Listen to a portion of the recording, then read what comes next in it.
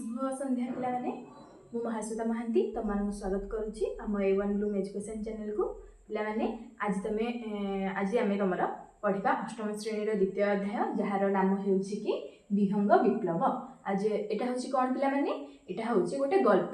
तो ये गल्प को लिखिं किए गल्पर लेखक होती महापात्र नीलमणि साहू। तो यहाँ पिलाने तुम द्वितीय अध्याय अच्छी प्रथमे आम जो विहंग विप्लव रही जो गल्पटा रही तार आम लेखकों संबंध में जाना लेखक परिचय संपर्क में जाना। तो पिलाने तुम पाखे जब बही अच्छी देख ना मुझे सर्ट्रे किसी नोट कर देती ये नोट करदेव ठीक अच्छे। तो देखा ओडिया कथा साहित्यर महापात्र नीलमणि साहू सृजन परिधि बहु विचित्र और बर्णिल।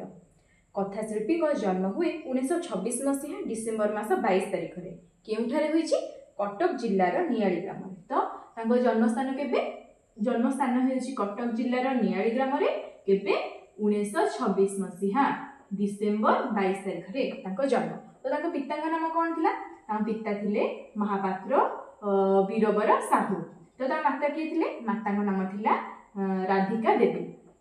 तो तापर देखिबा तापर अछि जीवनर वास्तवता को अविकल भाव गल्प से स्थानित कर अविकल भाव माने प्रांजल भाव से गल्प माध्यम गल्प प्रकाश कर वास्तव जीवन माने जहाँ समाज घटुची ताहाकू नेकी से गल्प रचना करती गल्प माने समाज जहाँ जहाँ घटे तार वास्तविक चित्र ही प्रकाश पाई थाए।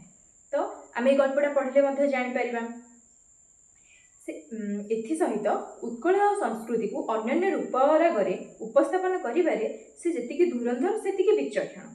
तांको रचना मध्यरे तांको रचना संभार देखिबा तांको रचना अछि निच्छ बाघ, सुमित्रार हस, विष्णु माया, अंधरातिर सूर्य, आकाश पाताल, अभिशप्त गंधर्व। एगुड़ा पिला माने तांकर गोटे गोटे संकलन माने जहाँकि माने निच्छ बाघ भितर किछिटा गल्प अछि, सुमित्रार हस मध्यने किछिटा गल्प अछि, विष्णु माया मध्यने किछिटा गल्प अछि, अंधरातिर सूर्य एटा भी गोटे संकलन ता भितर भी किछि गल्प रहिछि। तो आउ देखिबा तापर कोन अछि तांको संबंध रे श्रीजुक्त साहू अर्थात महापात्र नीलमणि साहू केंद्र साहित्य एकाडेमी सारला पुरस्कार साहित्य भारती सम्मानित होइछन्ति। ए पुरस्कार गुड़ा पिला माने कोन कहत साहित्य जगत रे गोटे गोटे श्रेष्ठ स्थान जे अधिकार करछन्ति ताको गोटे गोटे पुरस्कार दिया जाए माने ताको श्रेष्ठ लेखा को गोटे गोटे पुरस्कार दिया जाए आ ताको पुरस्कार दिया जाए। तो ताको जदि किछि गोटे लेखा ताकर श्रेष्ठ होइछि आ सेटा भारत सरकार को द्वारा माने स्वीकृति प्रदान करा जाइछि तो ताको से भली पुरस्कार दिया जाए। तो पुरस्कार मध्य कौन कौन अच्छी केंद्र साहित्य एकाडेमी सारला पुरस्कार साहित्य भारती सम्मान रे सम्मानित से होइछन्ति।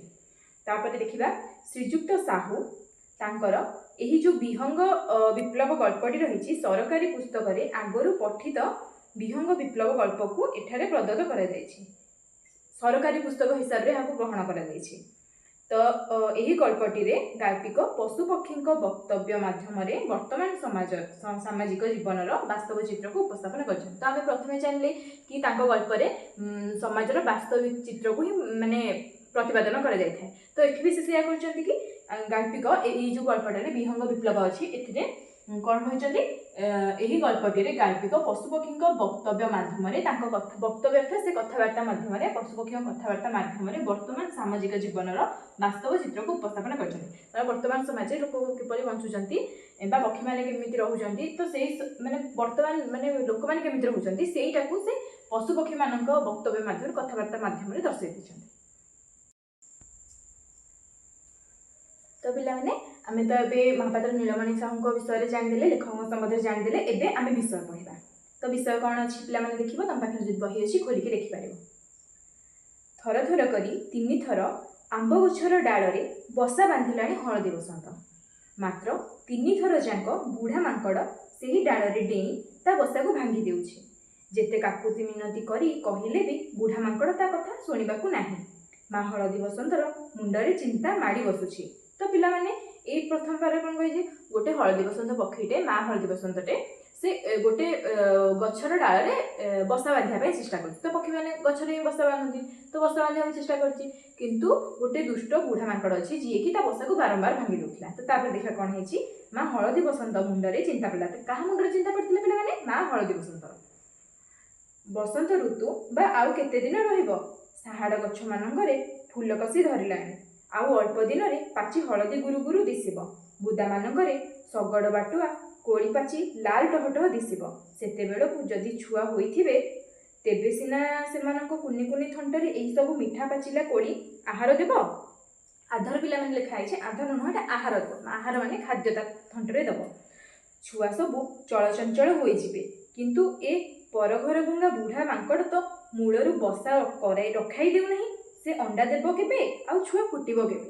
ତ ଏଠି ମା ହଳଦୀ ବସନ୍ତର ଚିନ୍ତା ହୋଇଯାଇଛି କି ସେ ଯଦି ବସା ନ କରିବ ତ ଜଲ୍ଦି ଅଣ୍ଡା ନ ଦେବ ତ ପିଲା ବଡ଼ ହେବ କେମିତି? ବସନ୍ତ ବି ଆଉ କେତେ ଦିନ ରହିବ, ସରି ସରି ଆସିଲାଣି। ତ ଯେଉଁ କେଉଁ ଗଛ କୁହାଯାଇଛି ପିଲାମାନେ? ଶଗଡ଼ ବାଟୁଆ କୋଳି। ଶଗଡ଼ ବାଟୁଆ କୋଳି କ'ଣ? ଗୋଟେ କୋଳିଟେ ଲାଲ ଟହଟହ, ସେଇଟାକୁ ସେଇ ସମୟରେ ସେଇଟା ଯେଉଁ ହୋଇଥାଏ। ତ ସେଇଟା ହେଇଥିଲେ ସେଇ ସମୟରେ ଯଦି ଛୁଆ ଟିକେ ବଡ଼ ହେଇଯାଇଥିବେ ତ ତାଙ୍କ ଥଣ୍ଟରେ ଦେଲେ ସିନା, ତାଙ୍କୁ ଖାଦ୍ୟ ଦେଲେ ସିନା ସେ ଜଲ୍ଦି ଜଲ୍ଦି ବଢ଼ିଯିବେ। ତ କିନ୍ତୁ ସେ ଦୁଷ୍ଟ ମାଙ୍କଡ଼ ସେତିକି କରେଇ ଦେଲାନି। କୁଳୁରୁ କୁଳୁ କୁଳୁରୁ କୁଳୁ ପୁରୁଷ ହଳଦୀ ବସନ୍ତଟି କୁଆଡ଼େ ବୁଲି ବୁଲି ଆସି ମା ହଳଦୀ ବସନ୍ତ ପାଖେ ବସିଲା। ତାର ହଳଦୀ ସୁନା ଦେହଟି ଖରାରେ ମଳିନ ଦିଶୁଥାଏ। ତ ପିଲାମାନେ ମଳିନ ଅର୍ଥାତ୍ କ'ଣ? ମଳିନ ଅର୍ଥାତ୍ ଶୁଖିଯିବା, ମାନେ ଖରାରେ ବୁଲି ବୁଲି ଶୁଖିଯାଆନ୍ତି, ମାନେ ମଉଳି ଯିବା, ସେଇଭଳିଆ ତାର ଦେହଟା ଦିଶୁଥିଲା। ତ ତାପରେ ମାନେ ସେ ବୁଢ଼ା ମାଙ୍କଡ଼ ଯେଉଁ ଆସିଲା ସେ କ'ଣ କହିଲା ଦେଖିବା। କହିଲା, ବୁଝିଲ, ପାଖାପାଖିରେ ଆଉ କେଉଁ ଗଛ ଖାଲି ନାହିଁ। ଅନ୍ୟ ଚଢ଼େଇମାନେ ସବୁ ଗଛରେ ବସା ବାନ୍ଧି ଅଣ୍ଡା ଦେଇ ସାରିଲେଣି। କେତେକ ଅଣ୍ଡା ଉଷୁମ ଅଛନ୍ତି, ଆଉ କେତେକଙ୍କର ଛୁଆ ଫୁଟି ସାରିଲାଣି। ଆମେ ଏବେ କ'ଣ କରିବା? ମା ହଳଦୀ ବସନ୍ତ ଦୁଃଖରେ କାନ୍ଦି ପକାଇଲା। କାନ୍ଦି କାନ୍ଦି କହିଲା, ସେଇ ନିଆଁ ଗିଡ଼ା ବୁଢ଼ା ମାଙ୍କଡ଼ଟିକୁ ଜବତ କରିବା ପାଇଁ କ'ଣ ଏଠି କେହି ନାହିଁ? କା କା କା, ଏତିକକୁ କା କା କରି କାଉ ଆସିଛି। ସେମାନଙ୍କର ବନ୍ଧୁ ଡାମରାକୁଆ ହଠାତ୍ ଆସି ପହଞ୍ଚିଗଲା। ସବୁ କଥା ଶୁଣି ସାରି ସେ କହିଲା, ତୁମ୍ଭେମାନେ ବଡ଼ ଭୀରୁ। ତ ଏଠି ଭୀରୁ କାହାକୁ କୁହାଯାଇଛି? ଭୀରୁ ଅର୍ଥାତ୍ ଡରୁଆ ବା ଡରୁକୁରା ଯାହାକୁ କୁହାଯାଏ। ଏଠି ଦେଖୁଥିଲେ ଭୀରୁ ଅର୍ଥାତ୍ ଡରୁଆ। ତ ଏଠି ଭୀରୁ କାହାକୁ କୁହାଯାଇଛି? ହଳଦୀ ବସନ୍ତକୁ। ତ କ'ଣ ପାଇଁ କୁହାଯାଇଛି ଦେଖିବା। ବୁଢ଼ା ମାଙ୍କଡ଼ଟିକୁ ଜବତ କରିପାରୁନାହଁ। ଜବତ ମାନେ ତାକୁ ତାଗିଦ କରିବା, ମାନେ ସେମିତି କିଛି ନ କରିବ। ଜବତ କରିପାରୁନାହଁ। ଆମେ କାଉମାନେ କାହାରି ଅତ୍ୟାଚାର ସହିପାରୁନାହୁଁ। ଆମ ପ୍ରତି କିଏ ଖରାପ ବ୍ୟବହାର କଲେ ଆମେ ତାକୁ ଥଣ୍ଟରେ ଖୁମ୍ପି ଖୁମ୍ପି ଆଉ ନଖରେ ବିଦାରି ଅସ୍ତବ୍ୟସ୍ତ କରିଦେଉ। ଥଣ୍ଟ ମାନେ କାଉ ମାନେ ଥଣ୍ଟରେ ଆଉ ନଖରେ, ତାଙ୍କ ଯେଉଁ ପଞ୍ଝା ଅଛି ନଖରେ ବିଦାରି, ବିଦାରି ଅର୍ଥାତ୍ ଖଣ୍ଡିଆ କରି, ମାନେ କେଞ୍ଚି କେଞ୍ଚି ଖଣ୍ଡିଆ କରି ଦିଅନ୍ତି ଯଦି ତାଙ୍କୁ କିଏ ତାଙ୍କ ଉପରେ ଅତ୍ୟାଚାର କରେ।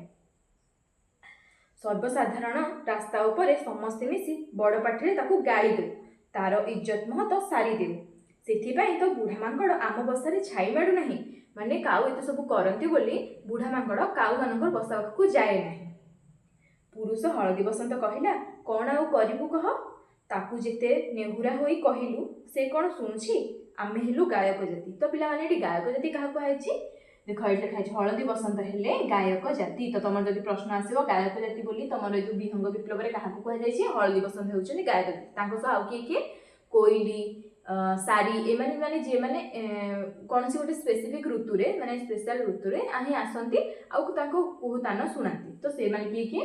ହଳଦୀ ବସନ୍ତ, କୋଇଲି ଆଉ ସାରି, ଏମାନେ ହେଉଛନ୍ତି ଗାୟକ ଜାତି।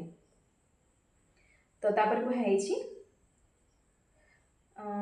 ହଁ, ବସନ୍ତ ଋତୁରେ ଗୀତ ବୋଲିବା ଆମ କାମ। ତ କେଉଁ ଋତୁରେ?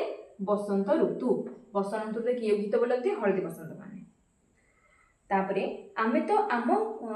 ଆମେ ତ ଆଉ ତୁମ ପରି ଲଢ଼ୁଆ ଜାତି ନୁହଁ। କାହାକୁ କୁହାଯାଇଛି? କାଉ। କାଉ ଥିଲା ଲଢ଼ୁଆ ଜାତି, ହେଲା। ଏହି ସମୟରେ ଆକାଶରେ ଶୁଭିଲା ଚିରିଂ ଚିରିଂ ଚିରିଂ। ଆଉ କାଉ ତାର ଦୁଇ ଡୋଳାକୁ ବୁଲାଇ ଉପରକୁ ଥଣ୍ଟ ଟେକି କହିଲା, ଓ ଗଙ୍ଗେଇ ମହାରାଜ ପରା, ଆସିବା ହେଉ ଆସିବା ହେଉ। ଗଙ୍ଗେଇ ମହାରାଜ, ସେ ବି ଗୋଟେ ପକ୍ଷୀ, ହେଲା। ଗଙ୍ଗେଇ ଆସି କାଉ ପାଖେ ବସିଲା। କାଉ ପଚାରିଲା, ଆଉ ସବୁ ଖବର କ'ଣ ଗଙ୍ଗେଇ ମହାରାଜ? ଆଜିକାଲି ତ ତୁମ୍ଭମାନଙ୍କର କଚେପା ଗାଡ଼ିଆ ପୋଖରୀ ତ ଶୁଖି ଆସିଲାଣି। ମାଛ ଦିଟା ଭଲ ମିଳୁଥିବ। ଚିରିଂ ଚିରିଂ ଚିରିଂ, ମାନେ ପକ୍ଷୀ, ସେ ଯେଉଁ ଗଙ୍ଗେଇ ପକ୍ଷୀର ଶବ୍ଦ କେମିତି ଥିଲା? ଚିରିଂ ଚିରିଂ ଚିରିଂ, ହେଲା। ତ ସେ ସେଇ ଶବ୍ଦ କରି କହିଲା, ଗଙ୍ଗେଇ କହିଲା, ନାହିଁ ହୋ, ମଣିଷ ପେଟକୁ ତ ସବୁ ନିଅଣ୍ଟ ପଡ଼ିଲାଣି। ଗାଡ଼ିଆ ପୋଖରୀରେ ଆଜିକାଲି କୁଚି ଗେଣ୍ଡାଟିଏ ବି ମିଳିବା କଷ୍ଟକର। ତାପରେ ହଳଦୀ ବସନ୍ତ ଉଦ୍ଦେଶ୍ୟରେ କହିଲା, ହଳଦୀ ବସନ୍ତ ଭାଇ, ଚାରିଆଡ଼େ ଏତେ ରଙ୍ଗର ଫୁଲ, ଏତେ ପ୍ରକାର କୋଳି, ଆଉ ଏତେ ସୁନ୍ଦର ପବନ।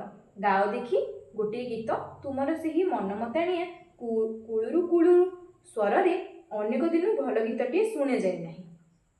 ତ ଏଠି କ'ଣ କହିଛନ୍ତି, ହଳଦୀ ବସନ୍ତକୁ ଆସିକି କିଏ ଗଙ୍ଗେଇ ମହାରାଜ, ଗଙ୍ଗେଇ ପକ୍ଷୀ କହିଛି କି ମାନେ ତମ କଣ୍ଠରେ ବହୁତ ଦିନ ହେଲା ଗୀତ ଶୁଣି ନାହିଁ, ତମେ ଗୋଟେ ଗୀତଟେ ବୋଲ। ତ ତାପରେ କ'ଣ ହେଇଛି ପିଲାମାନେ ଆମେ ଦେଖିବା। ତାପରେ ହଳଦୀ ବସନ୍ତ ଗୀତ ଗାଇବ କ'ଣ, ସେଟା ଦୁର୍ଦ୍ଦଶା କଥା କହିଛି। କାହାକୁ କହିଛି? ଗଙ୍ଗେଇ ପକ୍ଷୀକୁ, କାରଣ କାଉ ତ ଏସବୁ ଜାଣିଥିଲା, ତ ଗଙ୍ଗେଇ ପକ୍ଷୀକୁ କହିଛି। ହଳଦୀ ବସନ୍ତ ତାର ଦୁର୍ଦ୍ଦଶା ବିଷୟରେ କିଛି କହିବା ପୂର୍ବରୁ ସେମାନଙ୍କ ପ୍ରତି ବୁଢ଼ା ମାଙ୍କଡ଼ କିପରି ଅତ୍ୟାଚାର କରୁଛି ସେ କଥା ବର୍ଣ୍ଣନା କରି କହିଲା କାଉ। ମାନେ କାଉ କହିଲା, ହଳଦୀ ବସନ୍ତ ଆଉ କହିପାରିଲାନି। ହଳଦୀ ବସନ୍ତ କହିବା ଆଗରୁ କାଉ ହିଁ ସବୁ କହିଦେଲା ଗଙ୍ଗେଇ ପକ୍ଷୀକୁ। ଗଙ୍ଗେଇ ମହାରାଜ, ଏଥକୁ ଉପାୟ କ'ଣ କୁହ? ହଳଦୀ ବସନ୍ତ, ସାରି, କୋଇଲି ହେରିକା ଆମେ ଆମ ଭିତରେ ଶିଳ୍ପୀ, ମାନେ ପକ୍ଷୀମାନଙ୍କ ଭିତରେ ଶିଳ୍ପୀ ପକ୍ଷୀମାନେ କିଏ କିଏ? ହଳଦୀ ବସନ୍ତ, ସାରି ଆଉ କୋଇଲି। ଏଠି ଦେଖ ପିଲାମାନେ, ହଳଦୀ ବସନ୍ତ, ସାରି ଆଉ କୋଇଲି ଏମାନଙ୍କୁ ଶିଳ୍ପୀର ଆଖ୍ୟା ଦିଆଯାଇଛି ହେଲା। ଏମାନଙ୍କୁ ଆମ ମଧ୍ୟରେ ସେମାନେ ଶିଳ୍ପୀ।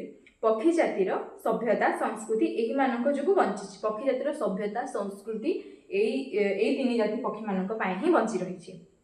ଏମାନଙ୍କୁ ସାହାଯ୍ୟ ନ କଲେ ଆମ ଜୀବନ ବୃଥା। ତ ଏଇଟା କାଉ କହିଛି। ତାପରେ କୁହାଯାଇଛି କେହି ଜାଣନ୍ତି ନାହିଁ ବଗ କେତେବେଳୁ ଆସି ସେମାନଙ୍କଠାରୁ ଅଳ୍ପ ଦୂରରେ ଗୋଟିଏ ଥୁଣ୍ଟା ଗଛ ଡାଳରେ ଦୁଇ ପଟକୁ ଡେଣା ମେଲାଇ ଗୁମ୍ ମାରି ବସିଛି।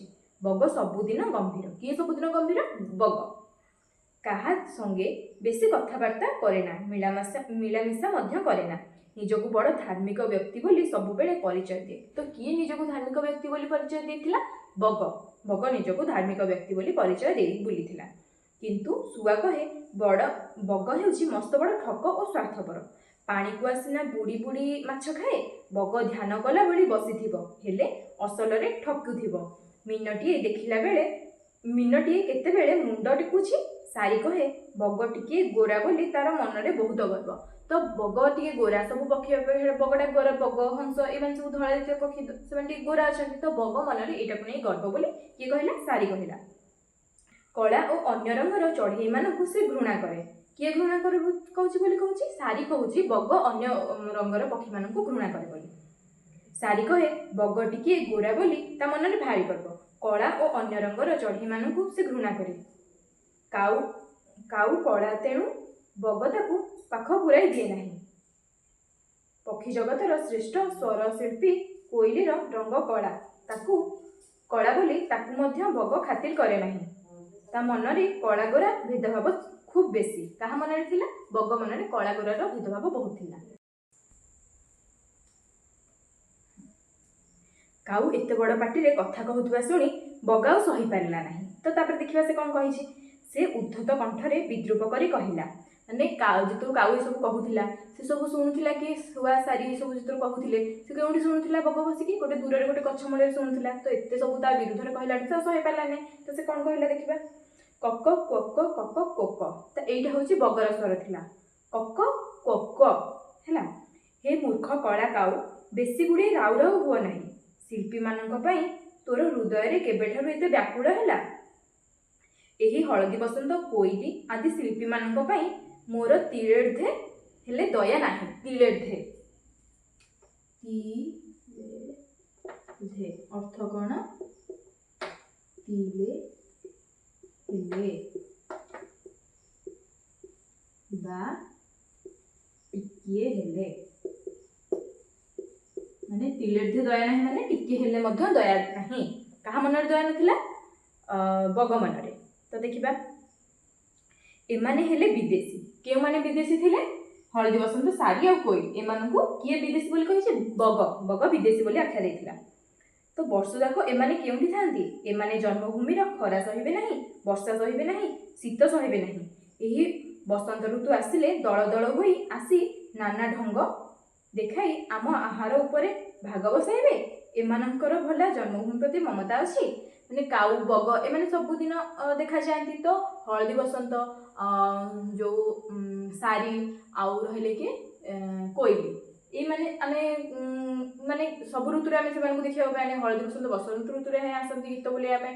ତ ଏଇ ଯୋଉ ଋତୁମାନଙ୍କରେ ଯୋଉ ହଳଦୀ ବସନ୍ତ ଆଉ ସାରି, କୋଇଲି ଏସବୁ ଅଲଗା ଋତୁରେ ଆଉ କୁଆଡ଼େ ପଳେଇଥାନ୍ତି। ତ ଏଇ ଯୋଉ ଋତୁମାନଙ୍କରେ ଗୋଟେ ବର୍ଷ ତାଙ୍କର କିଛି ମୁହୂର୍ତ୍ତ ସେମାନେ ଯୋଉ ଆସିକି ନିଜ ଜନ୍ମଭୂମିରେ ରହିଥାନ୍ତି ତ ବଗ କହିଛି କି ସେମାନେ ଆମ ଖାଦ୍ୟରେ ଭାଗ ବସେଇଥାନ୍ତି। ତ ଆମେ ତାଙ୍କୁ କାହିଁକି ପଛେ ଯଦି ତାଙ୍କ ମମତା ମାନେ ତାଙ୍କ ଜନ୍ମଭୂମି ପ୍ରତି ଆମର ମମତା ନାହିଁ ସେ ବର୍ଷ ତାଙ୍କୁ ବୁଲି ରଖୁଥାନ୍ତି କାହିଁକି? ଆମେ ତ ଏଇ ଯେଉଁ ଜନ୍ମମାଟିର ଖରା ସବୁ ବର୍ଷା ସବୁ ସବୁ ସବୁ ତ ସେମାନଙ୍କୁ କ'ଣ କଷ୍ଟ ଲାଗିବ ସେ ଅନ୍ୟ ଦିଗକୁ ଚାଲି ଯାଆନ୍ତି।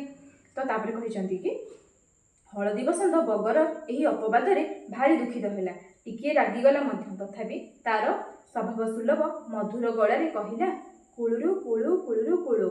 ଦେଖ ଭାଇ ବଗ, ଆମେ ହେଲୁ ଶିଳ୍ପୀ, ସମଗ୍ର ବସୁଧା ଆମର ଜନ୍ମଭୂମି, ଆମେ କାହାକୁ ପର ଭାବୁନାହୁଁ, ସମସ୍ତେ ଆମର ନିଜର। ତ ଏ କଥା କିଏ କହିଛି? ହଳଦୀ ବସନ୍ତ। ହଳଦୀ ବସନ୍ତ କହିଲା, ଏତେ ସବୁ ବଗର ଶୁଣିଲା ପରେ ତାକୁ ରାଗ ଲାଗିଲା ସତ, କିନ୍ତୁ ତା ସ୍ୱଭାବ ହେଉଛି ସେ ଶାନ୍ତ, ସେଥିପାଇଁ ସେ କେବଳ ବଗକୁ ଏତିକି କହିଲା କି ସମଗ୍ର ବସୁଧା ସମଗ୍ର ପୃଥିବୀ ହେଉଛି ଆମର ଜନ୍ମଭୂମି, ଆମେ କେବଳ ତମ ଭଳିଆ ଗୋଟେ ସ୍ଥାନକୁ ଆମ ଜନ୍ମଭୂମି ଭାବୁନା, ଆମେ ସମଗ୍ର ବସୁଧାକୁ ଆମ ଜନ୍ମଭୂମି ଭାବୁ, ତେଣୁକରି ଆମେ ସମସ୍ତଙ୍କୁ ନିଜର ବୋଲି ଭାବୁଥାଉ, ତେଣୁକରି ଆମ ମନରେ କାହାକୁ ପର ଆପଣାର ଭେଦଭାବ ନଥାଏ। ତ ପିଲାମାନେ ଆଜି ଆମେ ଏଇଠି ରହିବା।